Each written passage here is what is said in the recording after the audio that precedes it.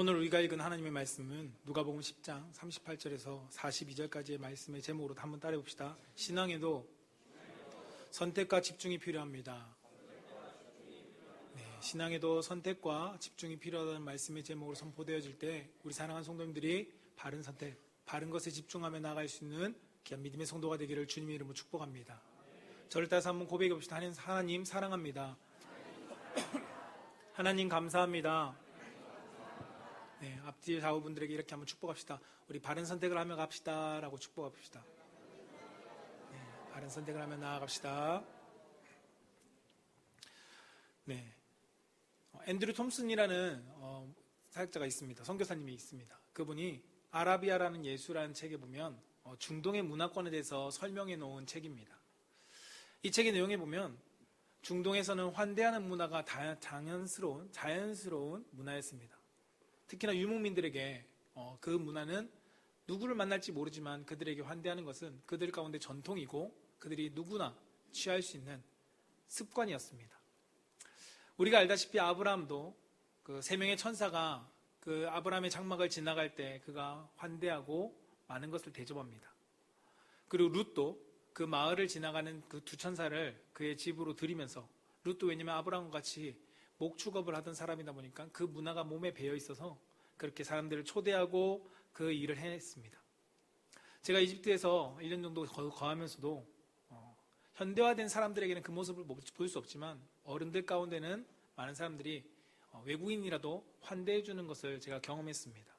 그 손길을 보면서 왜 이렇게 잘하지? 왜 외국인들에게 이렇게 왜 대접하지?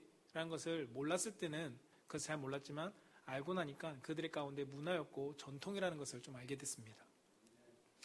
오늘 본문의 사건에도 마르다가 예수님을 자기의 집으로 영접합니다. 이것은 그들의 문화 속에서는 당연한 일이었습니다. 자연스러운 것이었습니다.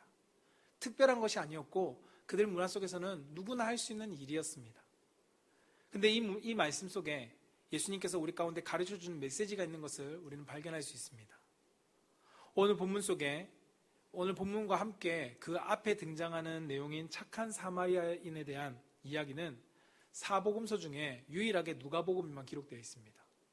착한 사마리아인과 그리고 오늘 마르다가 예수님을 영접한 사건은 누가복음에만 기록되어 있다는 겁니다.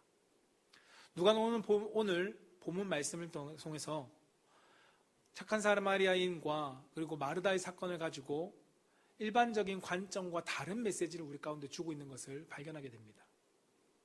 오늘 본문 속에 등장하는 마리아와 마르다의 모습에는 일반적으로 바라보면 마르다의 행동이 당연한 것이고 마르다처럼 해야 되는 것이 유대 사회 속에 당연한 것이었습니다. 착한 사마리아인의 내용도 동일합니다.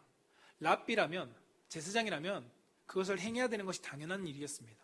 그러나 착한 사마리아인에서 나오는 것은 사마리아인이 아픈 그를 돕습니다. 오늘 말씀에서도 마르다의 자연스러운 행동이 칭찬듣는 것이 아니라 마르다의 행동을 가지고 예수님께서 칭찬하고 있다는 겁니다. 오늘 본문 속에서 왜 예수님은 마르다보다 마리아를 선택하셔서 그를 지지하셨을까요?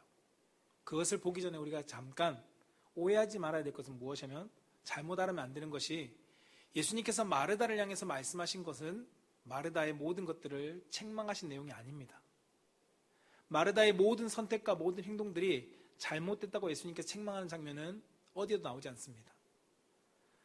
예수님께서 마르다를 향해서 하신 말씀은 그가 봉사하고 섬기고 이런 했던 일들에 대해서 아니야, 넌 그건 잘못한 거야, 마리아가 선택한 게 더 바른 일이야 라고 말씀하시는 것이 아니라 마리아의 염려와 근심을 가지고 예수님께서 지도해 주고 계신 것입니다. 오늘 누가복음 10장 41절의 쉬운 성경으로 보면 이렇게 기록합니다. 주께서 대답하셨다. 마르다야 마르다야, 너는 여러 가지 일로 마음 쓰느라 너무 염려가 많구나 라고 말합니다. 여러 가지 일들로 너가 마음을 쓰다 보니까 염려가 많구나 라고 예수님께서 말씀하고 계시다는 겁니다. 그리고 42절에 참으로 관심을 가져야 할 중요한 일은 한 가지뿐이다 라고 예수님께서 가르쳐주고 계십니다. 이 말씀을 통해서 예수님께서 마르다에게 너가 선택과 집중해야 될 것을 무엇인지를 깨닫게 해주고 계시다는 것입니다. 우리의 신앙에도 선택과 집중이 필요합니다. 그 이유를 오늘 말씀 속에서 우리가 함께 발견하고자 합니다. 그 첫 번째는 무엇이냐면, 신앙 가운데 선택과 집중이 필요한 첫 번째는 분주함으로 목적을 상실할 수 있기 때문이라는 겁니다. 뭐라고요? 분주함으로 우리의 목적을 상실할 수 있기 때문에 우리는 선택과 집중을 잘해야 된다는 겁니다. 마르다는 오직 예수님을 섬기고자 하는 마음으로 예수님을 환대했습니다. 오늘 말씀의 39절에 보면 이렇게 기록합니다. 그들이 길 갈 때 예수께서 한 마을에 들어가시매. 우연하게 들어간 것이 아닙니다. 일부러 방문하신 것입니다. 마르다라 이름하는 여자가 자기의 집으로 영접했다라고 기록합니다. 예수님께서 마르다의 집을 들어간 것이 아니라 말씀의 내용에 보면 마르다가 예수님과 함께 온 사람들을 영접했다는 것입니다. 마르다가 예수님을 영접한 것은 당시 문화 속에서 당연한 것입니다. 이걸 특별하게 잘했다라고 칭찬할 것은 아닙니다. 예수님과 마르다는 이미 알고 있는 사이였고, 그리고 예수님과 그 관계는 조금 더 특별한 것을 우리가 성경에서 발견하게 됩니다. 요한복음에는 예수님께서 나사로와 마르다와 마리아를 사랑하셨다라고 표현합니다. 우연한 방문이 아니라 사랑하는 이들을 만나기 위해서 예수님께서 그 마을로 들어가셨습니다. 베단이라는, 오늘 본문에서는 한 마을이지만 베단이라는 마을로 들어가셨습니다. 성경은 예수님께서 마르다와 마리아, 나사로를 정말 사랑하는 가족과 같은 예수님과의 관계를 표현하고 있습니다. 마르다는 예수님을 영접하는 것이 어땠을까요? 기뻤을 것입니다. 내가 사랑하는 사람이니까, 내가 좋아하는 분이니까, 내가 존경하는 분이니까 그분을 영접하는 것이 부담보다는 기쁜 마음으로 영접했을 것입니다. 그리고 그 예수님에게 많은 것을, 좋은 것을 대접하고 싶었을 것입니다. 오늘 그 모습을 마르다는 보여주고 있습니다. 마르다는 준비하는 일이 많았다라고 성경은 기록합니다. 40절에 마르다는 준비하는 일이 많았다라고 말하는 것은 예수님을 잘 대접하기 위해서 정말 많은 준비를 하고 있었다라는 표현입니다. 예수님을 위해서 준비하고 있었습니다. 예수님을 위해서 그는 최선을 다했습니다. 오늘 본문 속에서는 그것을 우리가 글로 통해서도 발견할 수 있습니다.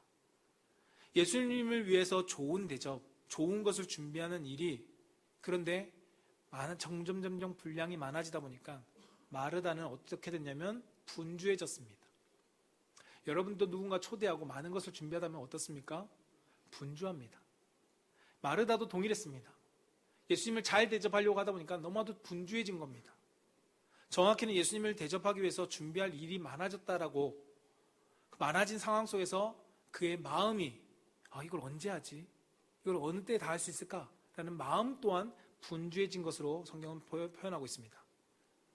그래서 예수님과 가까이 지내고 싶은데, 지금 예수님께서 가르치신 내용을 나도 듣고 싶은데, 근데 저기 보니 마리아는 자기를 도와주지 않고 질투나게, 마르다는 여기서 땀 흘리면서 더운 상황 속에서 모든 것을 준비하느라 분주한데, 마르다는 예수님의 가까이에서 예수님의 이야기만 듣고 있었습니다.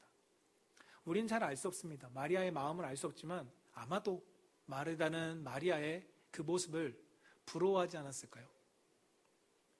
나는 이렇게 열심히 하고 있는데 저 사람은 저기 앉아갖고 예수님한테 좋은 이야기만 듣고 있고, 샘나지 않았을까요? 분명히 마르다의 시작은 사랑하는 예수님께 내가 잘 대접하고자 이것을 준비했습니다. 예수님께서 어떻게 하면 기뻐하실까라는 그 마음을 가지고, 기대하는 마음을 가지고 예수님을 환대하고 예수님을 위해서 모든 것을 준비하기 시작했습니다. 잘 섬기고 싶은 마음의 시작이었습니다. 예수님께 맛있는 걸 대접하고 싶어서 하나하나 하다 보니까 점점 많아졌을 것입니다. 예수님을 기쁘시게 하고 싶어서 자기가 할 수 있는 최선의 방법을 가지고 그 식탁을 차렸을 것입니다. 그런데 예수님을 사랑하는 마음으로 대접하고 싶어서 시작됐던 그 일이, 그의 목적이 점점 희미해져 가고 있는 것을 성경은 보여주고 있습니다. 예수님이 좋아하실 것을 생각하면서 기쁨으로 준비했는데 어느 순간 이 모든 일을 내가 완수해야 된다, 성취해야 한다는 그 마음의 부담감으로 그는 분주해지기 시작한 것입니다. 결국 마르다는 어떻게 했을까요? 오늘 본문 말씀 40절에 이렇게 기록합니다. 현대인의 성경은 이렇게 말씀하고 있습니다. 그러나 마르다는 여러 가지를 준비하느라 마음이 산란했다. 마음이 신란했다는 겁니다. 그리고 마르다가 예수님께 와서, 주님, 내 동생이 모든 일을 나 혼자 하도록 내버려 두고 있는데 그냥 보고 계십니까? 나를 좀 도와주라고 해주세요 라고 이야기하고 있습니다. 여러분, 예수님은 왜 마르다는 왜 아무것도 안 하고 있습니까? 예수님, 왜 마리아는 아무것도 안 하고 있는데 예수님 가만히 두십니까? 유대인의 전통을 따져보십시오. 여인들이 식탁에 와서 음식을 준비하는 건 당연한 일이었습니다. 남자들이 대화하는 곳에 여인들이 끼는 것은 유대인의 문화 속에서는 있을 수 없는 일이었습니다. 그렇기 때문에 마리아는 당연히 와서 마르다를 도와주는 것이 당연한 것이었습니다. 그렇기 때문에 마리아는 항변합니다. 예수님, 왜 예수님은 가만히 두고 계십니까? 왜 이 일을 왜 나 혼자 하게 합니까? 마르다는 왜 가만히 둡니까? 여러분, 마르다의 시작은 자기가 예수님을 기쁜 마음으로 대접하고 싶었던 것입니다. 그런데 영접한 목적이 어느 순간 사라져버리고 내가 이것을 하고 있는 것에 대해서 분을 내고 있습니다. 목적이 사라져버렸습니다. 마리아의 모습 속에서는 기쁨을 발견할 수가 없습니다. 예수님에 대해서 원망합니다. 예수님이 왜 가만히 계십니까? 라고 불평합니다. 마르다의 시작은 분명히 선한 목적을 가지고 시작하는 섬김이었습니다. 그러나 그 섬김의 시작은 좋았으나 자신의 분주함으로, 그 분주함에 사로잡힘으로 예수님을 위한 목적이 사라지고 이 식사를 대접해야 된다는 그 성취에 그는 목적이 바뀌어 있었다는 것입니다. 여러분, 분주하다는 말을 다른 말로 표현하면 혼란스럽다는 겁니다. 정신없다는 겁니다.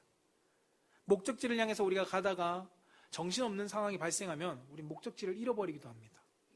이스라엘 백성들도 잘 보십시오. 가나안 땅이라는 출애굽에 하나님께서 약속하신 그 목표지를 주셨는데 그것을 기쁜 마음으로 가는 상황 속에서 갑자기 앞에 홍해가 막히고 뒤에 군사가 오니까 그들은 어찌해야 될지 분주해지기 시작합니다. 그리고 목적지를 잃어버립니다. 다시 애굽으로 가자라고 그들은 이야기합니다. 마태복음 19장에 보면 부자 청년이 나옵니다. 이 청년은 예수님께 찾아온 목적이 있었습니다. 무엇이냐면 예수님, 어떻게 하면 영생을 얻을 수 있습니까? 라고 질문합니다. 예수님이 그 청년의 이야기를 듣고 너는 정말 잘했다. 그런데 한 가지만 더 하면 될 거다 라고 말씀하시면서 한 것이 무엇이냐면 너의 모든 재물을 팔아 가난한 자들에게 주고 나를 따르라 라고 말씀하십니다. 그때 그 청년의 반응은 어땠을까요? 22절에 청년이 재물이 많음으로 그 말씀을 듣고 근심하여 갔다라고 기록합니다. 재물이 많았습니다. 적지 않았습니다. 그의 많은 재물로 해서 근심하였습니다. 많은 재물로 해서 이 물질을 내가 없으면 어떡할까라는 마음 가운데 어려움과 여러 가지 생각들과 혼란들이 찾아오기 시작했습니다. 그리고 그 혼란에 사로잡혀서 자신이 온 목적, 영생을 얻기 위해서 왔던 목적을 잃어버린 채 그는 다시 다른 길로 가버렸습니다. 여러분, 우리 삶의 분주한 삶은 목적을 상실하기 쉽습니다. 우리 신앙생활 속에 내가 분주해지면 그 목적을 잃어버리기 쉽다는 것입니다. 시작부터 분주한 삶을 가지고 시작하는 사람은 없습니다. 여러분, 시작부터 분주하게 모든 것을 시작하는 사람은 없다는 겁니다. 처음에는 시작하는 것은 분명히 바른 목적을 가지고 시작했습니다. 그러나 분주한 삶들이 나의 삶의 목적을 잃어버리게 만든다는 것입니다. 예수님은 부자 청년에게 그의 마음을 분주하게 하는 재물을 내려놓으라고 했습니다. 그러나 그는 그것을 내려놓지 못하고 예수님을 따라갔어야 되는데 따라가지 못하였습니다. 예수님은 제자들에게 예수님과 같은 길을 가려면 너희들의 목적이 내가 가고자 하는 그 길을 가고자 한다면 너희들 다 내려놔야 돼 라고 말씀하십니다. 마태복음 8장 34절에 이렇게 말씀합니다. 함께 읽어볼까요? 시작. 무리와 제자들을 불러 이르시되 누구든지 나를 따라오려거든 자기를 부인하고 자기 십자가를 지고 나를 따를 것이니라. 아멘. 너희들의 목적이 나를 따라가는 것이 되려면 너의 모든 것을 내려놔야 된다라고 말씀하고 있습니다. 그리고 내가 가는 그 길을, 십자가의 길을 가야 된다라고 말씀하고 있다는 것입니다. 사랑하는 성도 여러분, 많은 분주함으로 목적을 상실한 채 물에 따라, 흐름 따라, 분위기 따라 혹시나 우리는 가고 계시지 않습니까? 여러분, 내비게이션은 길을 잃으면 어떻게 되죠? 다시 재설정합니다. 그리고 정말 빌딩 많은 곳에 가면 내비게이션이 잡히지 않습니다. 혼란스러워합니다. 그러나 그때 어떻게 해요? 내비게이션이 잡히는 곳으로 다시금 갑니다. 천천히 우리의 삶 가운데 분주한 모든 것을 천천히 우린 정리하면서 다시금 우리 목적지를 다시 설정할 수 있어야 합니다. 이것이 회복입니다. 처음 시작했던 그 목적을 향한 삶, 신앙생활을 내가 처음 시작할 때 하나님으로부터 시작했던 그 마음, 우린 그것을 다시금 회복할 수 있어야 한다는 것입니다. 내 목적을 다시금 설정하고 하나님이 원하시는 그 방향을 향해서 분주한 것들을 내가 내려놓고 정리하고 하나님만을 바라보며 그 목적지를 향해서 다시금 우리 나아갈 수 있는 성도가 되기를 주님 이름으로 축복합니다. 두 번째, 신앙생활 속에서 선택과 집중이 필요한 이유는 따라합시다. 염려와 근심으로 선택과 집중이 방해받기 때문입니다. 네, 염려와 근심으로 선택과 집중에 방해를 받는다는 것입니다. 목적을 상실한 채 흐름을 따라가다 보면 신앙생활에 우리가 어떨까요? 기쁨이 사라집니다. 오늘도 주일이구나. 오늘도 일요일 교회 가야 돼. 오늘도 설교해야 돼. 오늘도 교회 가서 출석해야 되는구나. 목사니까 안 갈 수 없지. 라는 우리가 그러한 마음들이 생기게 된다는 겁니다. 그리고 주일이 지나면 어떻게 되죠? 그 마음을 가지고 주일을 보내면 지쳐버립니다. 왜요? 들어온 것은 없는데 계속 소비만 하니까 우린 지쳐버릴 수밖에 없을 것입니다. 아마도 이런 경험이 신앙생활 조금 한 5년? 5년 좀 짧을 것 같고 10년 이상 해보신 분들은 있으실 거라고 생각됩니다. 때때로 시간이 해결해 주기도 합니다. 그러나 많은 경우 시간이 그것을 해결해 주지는 않습니다.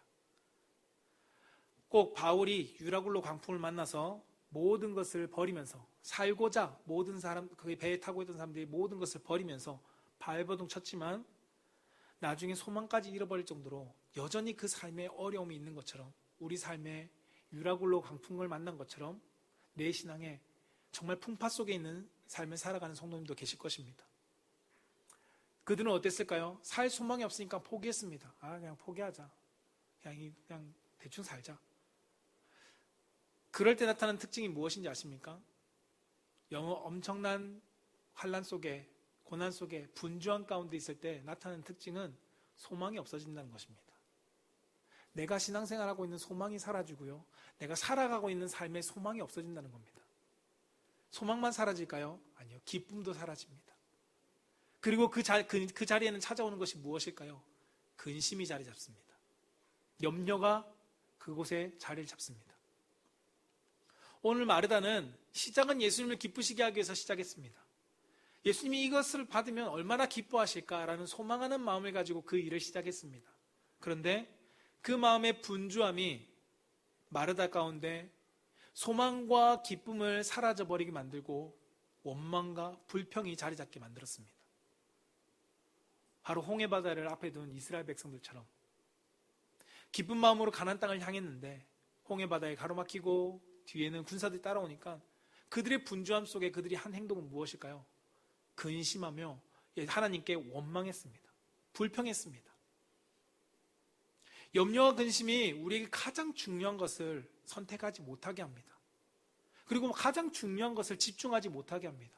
바로 하나님의 말씀을 선택하지 못하게 만들고 하나님께, 예수님께 집중하지 못하게 만든다는 것입니다. 근데 같은 상황 속에서 모세는 원망하며 근심하기보다 더 하나님께 집중했습니다.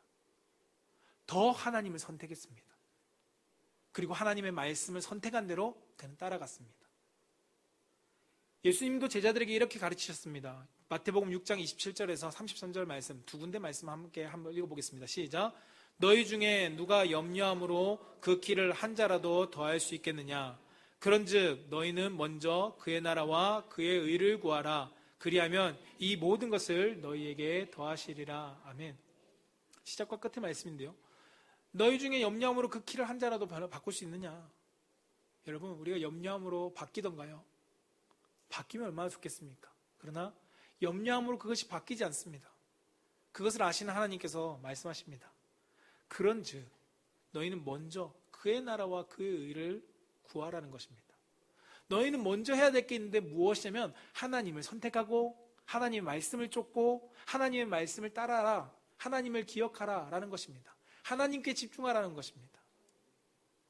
염려하고 근심할 것이 아니라 하나님의 나라를 선택하고 하나님의 의를 위해서 하나님에게 집중하고 있어라 라고 말씀하고 있다는 것입니다. 여러분, 마르다는 예수님과 함께 온 사람들 한 10명 되는데 몇 명인지 잘 모릅니다. 기록하고 있지 않아서. 근데 제자만 생각해도 12명. 거기에 따라하는 사람만 있었다면 한 30명. 이 많은 사람들을 언제 만들지? 왜 마리아는 도와주지 않지? 왜 저기 앉아서 자기 혼자 예수님 말 들으면서 좋아하고 있지? 하면서 그는 근심했습니다. 예수님에게 대접하고자 했던 그 기쁜 마음이 사라져버렸습니다. 예수님에게 집중하고자 했던 그 마음이 사라져버렸습니다. 그는 아마 처음 시작은 이랬을 겁니다. 예수님께서 이 맛있는 음식을 드시면 얼마나 기뻐하실까? 예수님께서 저번에 이 음식을 좋아하셨는데 이번에도 이 음식을 내가 메인으로 요리하면 좋을까? 하면서 그가 기대하는 마음이 있었을 것입니다. 그런데 하나하나 늘어나다 보니까 그의 삶은 분주해지고 그 가운데 예수님에 대한 생각이 사라져버렸습니다. 무슨 마음 생겼을까요? 잘하고 싶은 마음만 생겼습니다. 어떻게 하면 잘 대접할까? 어떻게 하면 잘할 수 있을까? 잘하려고 하다 보니까 어떤 마음이 드나요? 근심하게 됩니다. 염려가 됩니다. 이걸 예수님이 싫어하면 어떡하지? 이거 사람들이 못 먹으면 어떡하지? 이 시간 안에 내가 이걸 못 만들면 어떡하지? 여러분, 예수님께서 원하셨던 것은 무엇일까요? 마르다에게 진수성찬을 원하셨을까요? 예수님은 마르다에게 진수성찬을 원하셨던 것이 아닙니다. 예수님은 떡 한 조각과 고기 한 마리로도 예수님 좋아하셨을 겁니다. 분주할 정도로 많은 것을 준비하고 잘 준비하려고 했던 것은 누구인가요? 마르다의 마음이었습니다. 잘 준비하고 많이 준비하는 것이 잘못된 것은 아닙니다. 할 수 있으면 그렇게 하면 됩니다. 그러나 우리가 잊어버리는 것이 있다는 겁니다. 그것은 무엇이냐면 예수님이 원하는 것에 우리가 우선순위를 잊어버린다는 것입니다. 누가복음 16장 15절은 이렇게 기록합니다. 함께 읽어보겠습니다. 시작. 예수께서 이르시되 너희는 사람 앞에서 스스로 옳다 하는 자들이나 너희 마음을 하나님께서 아시나니 사람 중에 높임을 받는 그것은 하나님 앞에 미움을 받는 것이니라. 아멘. 하나님께서 우리의 마음을 아신다는 겁니다. 사람 앞에 내가 무엇일까 성과 이것을 원하는 것이 하나님 아니라고 성경은 분명히 말씀합니다. 마르다가 선택했어야 하는 것은 무엇이었냐면 얼마나 많은 것을 차리고 얼마나 많은 사람들을 빨리 먹일까가 아니라 그는 예수님에게 집중할 수 있어야 했었습니다.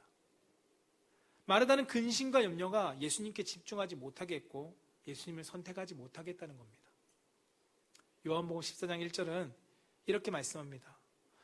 너희는 마음에 근심하지 말라. 하나님을 믿으니 또 나를 믿으라. 우리 보고 근심하지 말라고 말합니다. 근심하지 말고 그곳에 누구를 채우라고요? 하나님, 예수님을 채우고 그분을 믿으라 라고 성경은 말씀합니다. 사랑하는 성도 여러분, 신앙생활의 염려와 근심으로 예수님께 집중하지 못하기 쉬운 사람이 누구일까요? 목사이고 그리고 교회에 많은 직분을 맡고 있는 직분자입니다. 그런 사람들이 해야 될 것이 너무나 많다 보니까 근심합니다. 이거 어떡하지? 오늘은 어떡하지? 오늘 내가 이것을 어떻게 준비해 나가지? 라는 근심과 염려로 주일을 기대하기보다 주일을 근심과 걱정을 합니다. 교회가 어려우면 어려운 대로, 성도들이 힘들면 힘든 대로 염려하고 근심하고, 그런데 정작 우리가 추구해야 될 것은 예수님인데 주님을 이야기하지만 설교하지만 주님께 집중하지 못할 때가 너무나도 많은 사람입니다.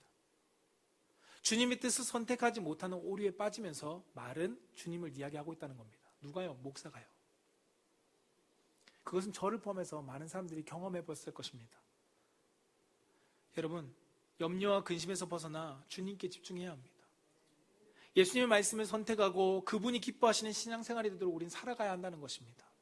근심을 붙잡지 마십시오. 환경이 바뀌지 않았습니다. 모세도 여전히 그 환경이고 출애굽하는 이스라엘 백성들도 여전히 그 환경이었습니다. 그러나 염려와 근심을 선택한 것이 아니라 그리스도께 더욱더 집중하니까 그 염려와 근심이 사라져 버렸습니다. 염려와 근심을 집중하니까 그리스도가 사라집니다. 저는 사랑하는 성도님들이 여러분들의 신앙생활에, 여러분들의 삶에 염려와 근심을 내가 바라보고 집중하는 것이 아니라 그리스도께 집중하고 그리스도께 소망을 두고 그리스도께 마음을 두는, 선택하는 우리 귀한 믿음의 성도님 되시기를 주님으로 축복합니다. 마지막 세 번째는, 신앙생활 속에 선택과 집중이 필요한 세 번째는 따라해 보겠습니다. 행동해야 할 때가 있고 묵상해야 할 때가 있습니다. 네. 때로는 행동을 선택할 때가 있고 때로는 묵상을 선택해야 될 때가 있다는 것입니다. 오늘 누가복음 10장 42절에 이렇게 예수님께서 말씀합니다. 몇 가지만 하든지 혹은 한 가지만이라도 족하니라. 마리아는 이 좋은 편을 택하였으니 빼앗기지 아니하리라 하시니라 라고 말씀합니다. 마르다와 마리아의 말씀을 통해서 많은 성도들이 오해하는 게 있습니다. 무엇이냐면 마르다는 사역을 선택했고 봉사를 택했다. 마리아는 예배를 택했다. 말씀을 택했다. 그래서 우리는 예수님처럼 칭찬 들으려면 마리아처럼 말씀과 예배에 더 우선순위를 둬야 된다라고 생각합니다. 그래서 간혹 성도들은 예배와 말씀하는 것은 되게 사모하는데 봉사와 섬김은 소홀히 하고 하지 않으려고 하는 성도들도 많습니다. 그것은 죄송하지만 성경을 바르게 알지 못하고 잘못된 해석으로 인한 결과입니다. 전도서 3장 1절에서 2절 말씀에 보면 이렇게 기록합니다. 범사에 기한이 있고 천하 만사가 다 때가 있나니 날 때가 있고 죽을 때가 있으며 심을 때가 있고 심은 것을 뽑을 때가 있다라고 성경은 말씀합니다. 때가 있음을 성경을 말하지 이것이 먼저라라고 말하고 있지 않다는 겁니다. 그렇다면 마리아는 봉사하고 섬기고 헌신하는 것을 하지 말았어야 합니다. 만약에 그것을 추구하는 사람이었다면. 그러나 마리아는 봉사하고 섬기는 것을 하지 않았을까요? 그렇지 않습니다. 마리아는 300데나리온, 자기의 전재산과 같은 300데나리온을 값비싼 향유값을 예수님의 머리에 붓고 예수님의 발에 붓고 그리고 자신의 머리카락으로 예수님의 발을 씻겼습니다. 예수님을 향하여 봉사했습니다. 제자들이 마리아를 보고 책망했습니다. 너 왜 그렇게 허비하냐? 라고 많은 사람들이 책망했습니다.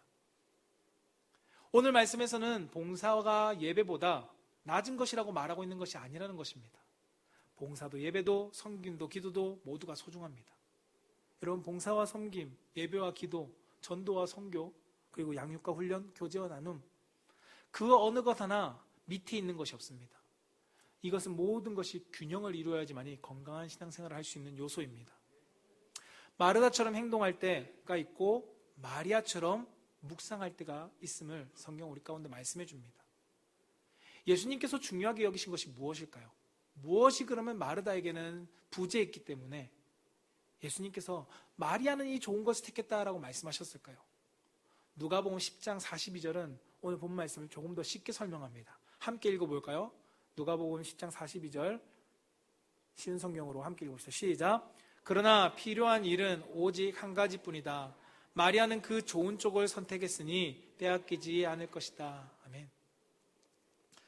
마리아가 선택하신 건 좋은 겁니다. 근데 이 좋은 것이 뭐라고요? 우리는 개역성의 성경에는 많은 것 중에 하나지만 예수님께서 말씀하신 것은 오직 한 가지입니다.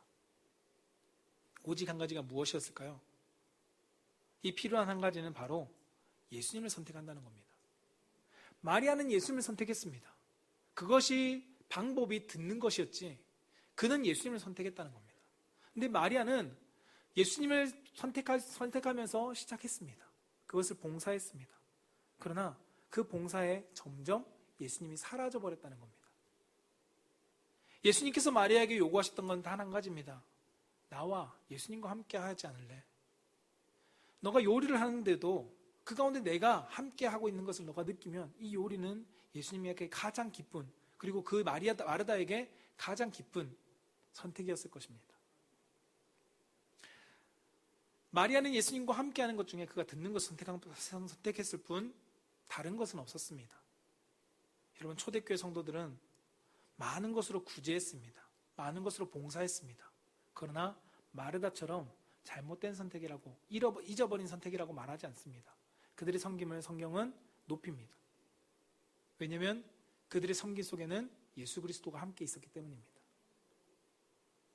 사도들이 필요할 때 말씀과 기도할 수 있도록, 전념할 수 있도록 일곱 집사는 그들이 나머지 봉사와 섬김을 다 했습니다. 일곱 집사를 마르다처럼 책망하는 사도들이 있었을까요? 그렇지 않습니다. 왜냐하면 일곱 집사의 삶에는 항상 성령님이 함께 하셨고 예수님이 함께 했기 때문입니다. 에베소 4장 11절에서 12절은 이렇게 기록합니다. 그가 어떤 사람은 사도로, 어떤 사람은 선지자로, 어떤 사람은 복음을 전하는 자로, 어떤 사람은 목사와 교사로 삼으셨으니 이는 성도를 온전하게 하여 봉사의 일을 하게 하며 그리스도의 몸을 세우려 하심이라 라고 말씀합니다. 각자 해야 될 역할이 있다는 겁니다. 어떤 사람은 예배의 설교자로, 말씀을 전하는 자로, 어떤 사람은 뒤에서 보이지 않는 곳에서 섬기는 자로, 어떤 사람은 예배 가운데 참여해서 묵상하는 자로. 이것이 무엇을 위해서요? 교회를 위해서, 그리고 그 개인을 위해서 모든 것이 필요하다라고 성경은 가르칩니다. 중요한 것은 무엇을 하느냐가 아닙니다. 무엇을 하든지 예수 그리스도와 함께 하느냐입니다. 여러분들은 여러분들이 하고 있는 그 사역과 여러분들이 묵상하고 있는 예배와 이 자리에 그리스도와 함께 하고 계십니까? 골로새서 3장 17절은 이렇게 기록합니다. 함께 읽어볼까요? 시작. 또 무엇을 하든지 말에나 일에나 다 주 예수의 이름으로 하고 그를 힘입어 하나님 아버지께 감사하라. 아멘. 무엇이라고요? 무엇이든지 말에나 일에나 다 주 예수의 이름으로 하라는 것입니다. 그리스도와 함께하면서 그것을 행하라는 것입니다. 그리스도와 함께하면서 예배를 하라고 하는 것입니다. 여러분, 마르다처럼 여러분들이 예배를 이 자리에 드리고 있다 해서 여러분들이 모두가 예수님 앞에 좋은 선택했다라고 칭찬 들을 수 있을까요? 혹시나 예수님과 함께하는 예배가 아니라면 우리는 마르다처럼 좋은 거 선택해야 돼 라는 얘기를 들을 수 있을 것입니다. 반대로 이 자리에 함께하지 못하지만, 함께하는 자리에 없지만 내가 다른 곳에서 섬기고 봉사하고 있을 때 그 자리도 예수님께서 함께 하신다면 우리에겐 예수님께서 칭찬하실 것입니다. 아무리 좋고 가치 있는 봉사라고 할지라도 예수님과 함께 하지 않으면 그저 힘든 일이 될 뿐입니다. 예수님을 믿는 성도에게 예수님을 섬기는 것만큼 얼마나 기쁜 것이 있겠습니까? 오늘 마르다는 예수님에게 음식 대접하는 것만큼 얼마나 귀한 일이 있겠습니까? 그만큼 가치 있는 일이 어디 있을까요? 가치로 따진다면 예수님의 이야기를 듣는 것보다 예수님을 무엇인가 대접하는 것이 훨씬 더 가치 있을 것입니다. 그러나 그 일도 예수님과 함께하지 않으면 내 삶의 근심과 시험으로 다가올 수밖에 없습니다. 어느 순간 그것이 짐이 될 것입니다. 많은 사람들이 교사를, 그리고 차량 봉사로, 중급 주방 섬김으로, 그리고 예배자로, 안내로 어느 것을 하든지 다 소중한 귀한 사역을 감당해 주심을 너무도 감사합니다. 하나님도 좋아하실 것입니다. 그러나 그것이 정말 하나님의 기쁨이 되는 것은 그 봉사를 하는 것이 아니라 지금 여러분들이 있는 그 자리, 하고 있는 그 모든 것, 그곳에 주님과 함께 해야 된다는 것입니다. 그 주님과 함께 할 때 여러분, 그것이 짐이 되지 않을 수 있습니다.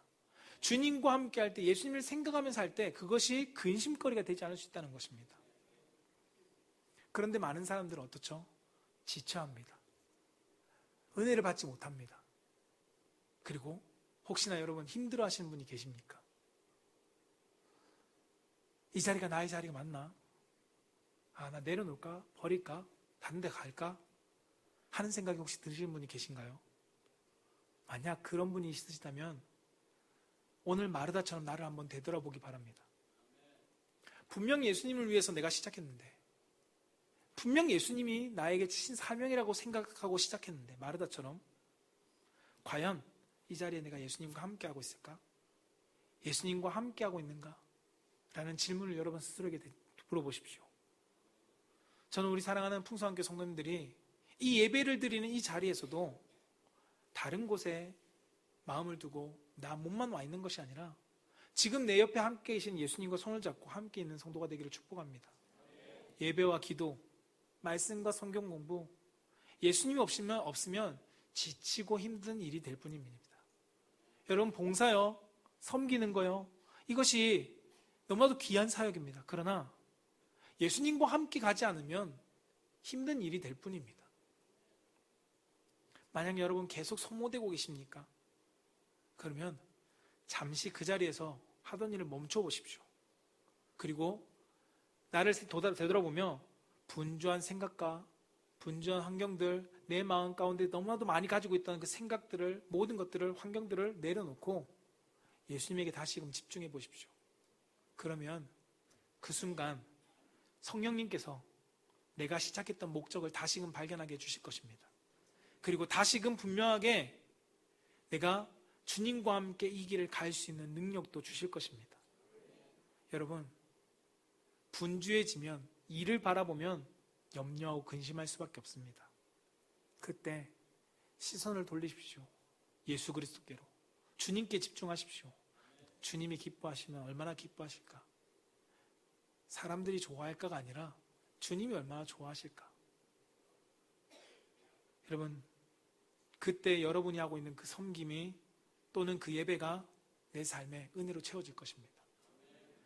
이 은혜가 가득한 우리 신앙생활이 되기를 주님으로 축복합니다. 말씀을 정리하고자 합니다.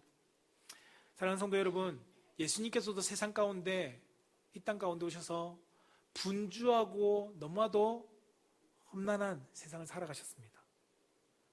사람들이 시도 때도 없이 예수님에게 찾아옵니다. 예수님 병 고쳐주세요. 귀신 쫓아주세요. 먹을 거 주세요. 그것만 있었을까요? 대적자들은 예수님을 어떻게 하면 죽일까 하고 예수님을 어떻게 하면 핍박할까 하고 여러 가지 방법을 가지고 공격합니다. 그런데 예수님은 이 땅 가운데 오신 목적을 잃어버리지 않으셨습니다. 사단이 예수님에게 찾아와 염려와 근심거리를 주려고 해도 예수님은 그것에 넘어가지 않았습니다. 왜요? 예수님은 아버지 하나님과 함께 계셨거든요. 그리고 그 아버지 하나님과 함께 아버지 뜻대로 병 고쳐달라는 사람들에게 병을 고치고, 귀신을 쫓아내달라는 사람에게 귀신을 쫓아내고, 가르쳐야 될 사람에게 가르치시고, 기도해야 될 때 기도하셨습니다. 그리고 십자가를 져야 할 때 십자가를 지셨습니다. 여러분, 모든 신앙생활 속에는 다른 선택지가 아니라 예수 그리스도만을 선택할 수 있어야 합니다. 예수님과 함께 그곳에 우리가 집중할 수 있어야 합니다. 나의 모든 삶을 예수님과 함께 그분을 선택하고 그분과 집중해서 함께 나아가면 여러분들 삶의 어느 순간이든 사망의 음침한 골짜기에서도 은혜가 경험되어질 것입니다. 저는 그 은혜를 경험하며 살아가는 우리 귀한 믿음의 풍성한 교회 성도님 되시기를 주님으로 축복합니다.